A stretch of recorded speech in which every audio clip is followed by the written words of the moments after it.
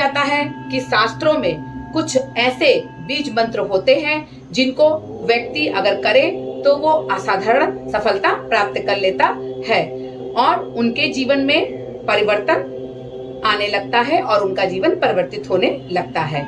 इस तरह हमारे शास्त्रों में कहा गया है कि जो बीज मंत्र होते हैं वो अपने आप में ही सिद्ध किए हुए मंत्र होते हैं। जो हमारे जीवन के 7 चक्र होते हैं तो उनमें से ये एक चक्र को एक्टिव रखता है और इस मंत्र को अगर करते हैं तो इस मंत्र को करने से आप अपनी इच्छा पूर्ति पूर्ण कर सकते हैं। जो आपकी इच्छा और पूर्ति के बीच में जो बैलेंस होता है, ये बीज मंत्र उस बैलेंस को नियंत्रण कर देता है, यानी कि आपका। लेकिन जब भी आप ये मंत्र शुरू करेंगे तो आपको एक आस्था और एक विश्वास आपके अंदर होना चाहिए, तभी आपको इस मंत्र का उच्चारण करना चाहिए। कहते हैं कि जब हमारे घर में कोई भी मेहमान आता है, कोई भी हम कथा, भागवत, रामायण या फिर कोई भी सत्यनारायण की कथा कराते हैं तो जैसे हम उनका आवागमन करते हैं वैसे ही हमें इस बीज मंत्र को प्राप्त करना है। अगर आप इस बीज मंत्र को विश्वास के साथ शुरू करते हैं तो आपकी सभी मनोकामनाएं पूर्ण होती हैं। अगर आप इस मंत्र को करेंगे तो आपके मन में जो भी इच्छा है आपको बोलने की जरूरत नहीं पड़ेगी, बस आपको इस मंत्र को ही बोलते रहना है।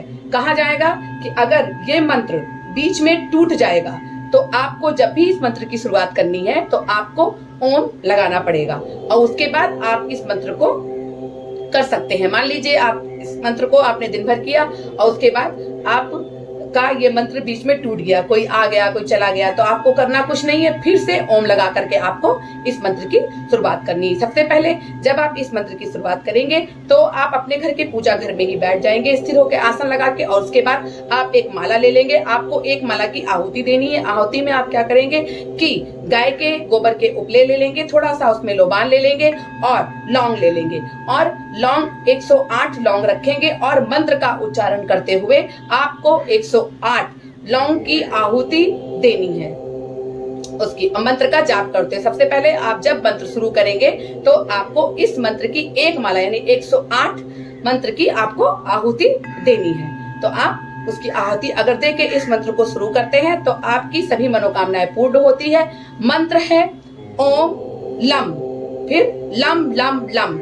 मंत्र जो है वो केवल लम है, लेकिन जब भी ये मंत्र बीच में टूटता है या किसी कारण आवागमन से टूट जाता है तो आपको ओम लगाना है। जैसे ओम लम, तो बार बार आपको ओम नहीं लगाना है, आपको एक बार लगाना है। ओम लम लम लम लम लम लम। अब कोई मेहमान आ गया या कोई आपके घर में आपने कोई बात करने लगे तो ये टूट गया मंत्र। अब जैसे टूट गया है तब आपको फिर से शुरुआत करनी है ओम लम लम लम। अगर आप ऐसा करते हैं, ये बीज मंत्र है और सिद्ध किया हुआ मंत्र है।